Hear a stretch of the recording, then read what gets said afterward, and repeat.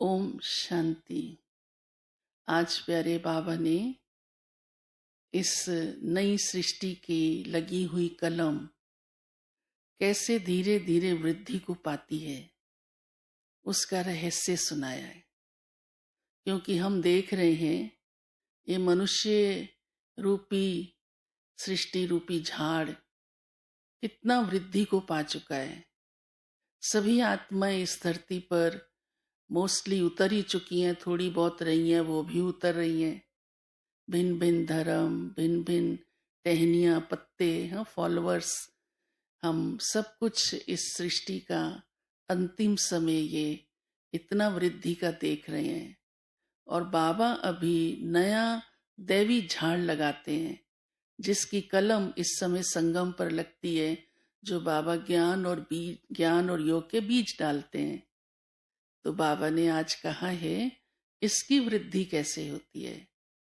इसकी वृद्धि इतनी सहज नहीं है, क्योंकि ये बहुत ही शक्तिशाली और सारे ही कल्प वृक्ष की फाउंडेशन का झाड़ लग रहा है। और जब कोई झाड़ नया बीज धरती पर डाला जाता है तो उसमें अवश्य समय लगता है, मेहनत लगती है, ध्यान दिया जाता है। लगी हुई टहनियों पर पत्ते तो जल्दी आ जाते हैं। इसलिए जो भी आत्माएं परम धाम से उतर रही हैं वो तो पत्ते बढ़ते जा रहे हैं, बढ़ते जा रहे हैं। पर अब ये नई दैवी सृष्टि का कलम लगा है, इसको आगे बढ़ाना बाबा कहते हैं ये आप बच्चों का काम है। ये धीरे धीरे धीरे धीरे बढ़ता है, क्योंकि जब कोई नया झाड़ लगता है वैसे भी नई कलम लगती है, नए पत्ते आते हैं तो उसे चिड़िया भी खा जाती है। तो बाबा कहते हैं इस कार्य में भी बहुत तूफान आते हैं, माया भिन्न भिन्न रूप से आती है और कितनी परीक्षा होती है। तो सभी को उन विकारों को छोड़ना और जीवन को पवित्र बनाना इतना आसान नहीं लगता है, परंतु मुश्किल और असंभव भी नहीं है, क्योंकि भगवान का साथ पकड़ा और वो सर्वशक्तिवान है। उससे हम योग लगाते हैं तो हमको बहुत शक्ति मिल जाती है और विकारों पर हम जीत पाते जाते हैं।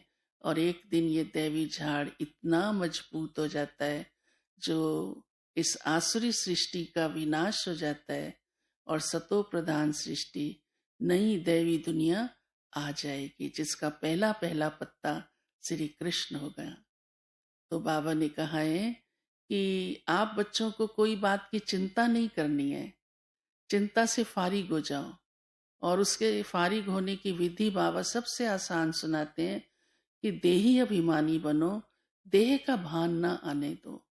ये देह का भान ही इस देह की दुनिया की तरफ खींचता है और बड़ी परीक्षाएं महसूस होती हैं।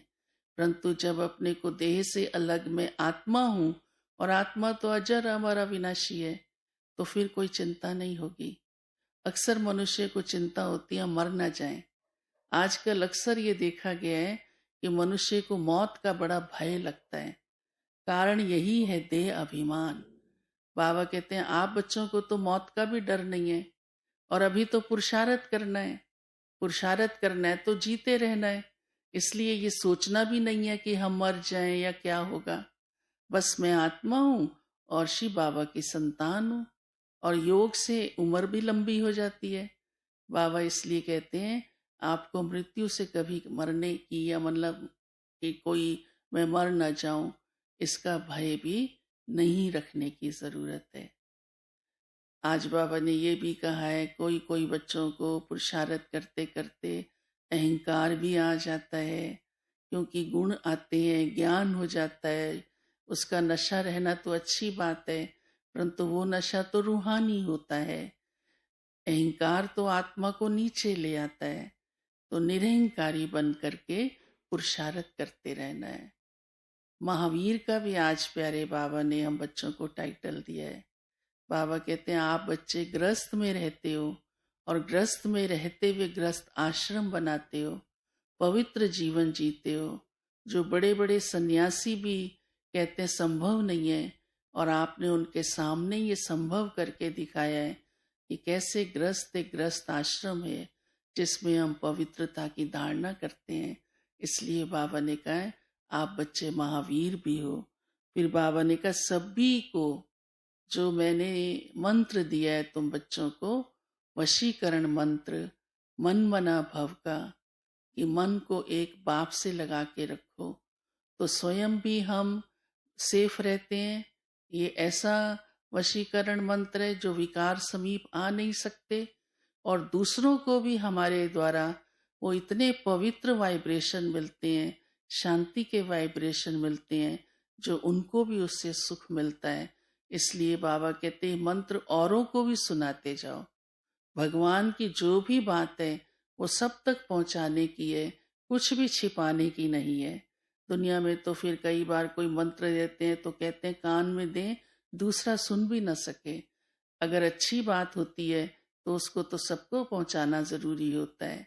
तो भगवान का ये हम बच्चों को कहना है कि आप ये मन मना भव का मंत्र सभी को सुनाओ और सभी का कल्याण हो जाए।